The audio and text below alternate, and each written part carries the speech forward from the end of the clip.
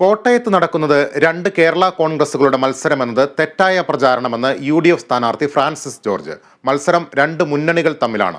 ഇത്തവണയും ജനം UDFനെ വിജയിപ്പിക്കുമെന്നും Francis George Kerala vision ന്യൂസിനോട് പറഞ്ഞു. കോട്ടയത്ത് നിന്നും എബി ജോൺ തോമസ് തയ്യാറാക്കിയ റിപ്പോർട്ടിലേക്ക്.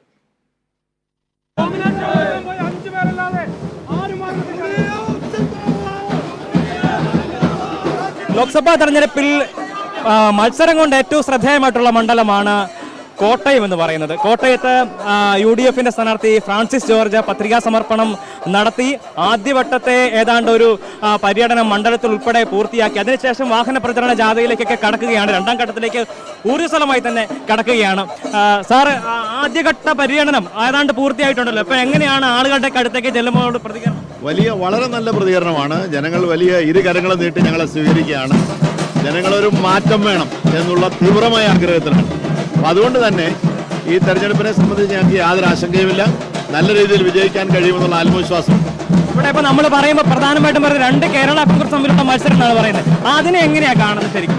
അങ്ങനെ കണ്ടത് അത് രണ്ട് മുന്നണികൾ തമ്മിലാണ് മത്സരം. കേരള കോൺഗ്രസുകൾ തമ്മിലെന്ന് പറയുന്നത് വളരെ ബാലിശമായ ഒരു ആർഗ്യുമെന്റാണ്.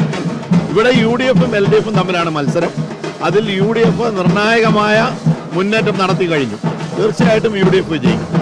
കഴിഞ്ഞ തവണയും UDFന്റെ സ്ഥാനാർത്ഥിയാണ് ഇവിടെ വിജയിച്ചത്. അപ്പോൾ അത് നമുക്ക് എങ്ങനെയാണ് സാർ അതിന്റെ ട്രെൻഡ് പറയുക? യഥാർത്ഥത്തിൽ ഞങ്ങളെല്ലാം വളരെ ആഗ്രഹിച്ചു അദ്ദേഹത്തെ ജയിപ്പിച്ചതാണ്. എവിടെ നിൽക്കുന്നു എന്നുള്ളത് നിങ്ങൾക്കറിയാം. അതിനപ്പുറത്തേക്കൊന്നും പറയാനില്ല.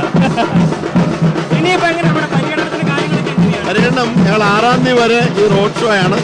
അത് കഴിഞ്ഞാൽ 9-ാം തീയതി സ്ഥാനാർത്ഥിയുടെ പര്യടന പരിപാടി 23-ാം തീയതി വരെയുണ്ട്. അതിൽ അതോടുകൂടി ഞങ്ങൾ മുഴുവൻ കവർ ചെയ്യും. സമാന്തരമായിട്ട് ഭവന സന്ദർശനം കാര്യങ്ങളെല്ലാം നടക്കും. പൊതുയോഗങ്ങളെല്ലാം നടക്കും. നമ്മളെ ചെയ്യുന്ന ആൾക്കാരുടെ അടുത്തേക്ക് ചെല്ലുമ്പോൾ ഒരുപാട് പ്രശ്നങ്ങൾ അറിയാൻ കഴിയുന്നുണ്ടല്ലോ. അങ്ങനെ ശ്രദ്ധേയമായിട്ടുള്ള വിഷയങ്ങൾ കോട്ടയത്ത് എന്തൊക്കെയാണ്? കോട്ടയത്ത് പ്രധാനമായി കാർഷിക പ്രശ്നങ്ങൾ തന്നെയുണ്ട്. റബ്ബറിന്റെ പ്രശ്നമുണ്ട്, നെല്ലിന്റെ പ്രശ്നമുണ്ട്.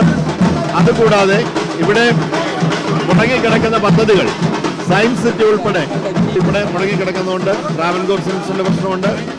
അതുപോലെ തന്നെ റെയിൽവേയുമായി ബന്ധപ്പെട്ട പ്രശ്നം. പക്ഷെ അതിനേക്കാളൊക്കെ ഉപരിയായി ജനങ്ങളുടെ ദൈനംദിന ജീവിത പ്രശ്നങ്ങൾ, റേഷൻ മേടിക്കാൻ പോലും കഴിയാത്ത സാഹചര്യം, ശമ്പളം കിട്ടുന്നില്ല, പെൻഷൻ കിട്ടുന്നില്ല, ഇങ്ങനെയുള്ള ജീവിത പ്രശ്നങ്ങൾ മൂലം ബുദ്ധിമുട്ടുന്ന ജനങ്ങൾ, അവരുടെ പ്രശ്നങ്ങൾ.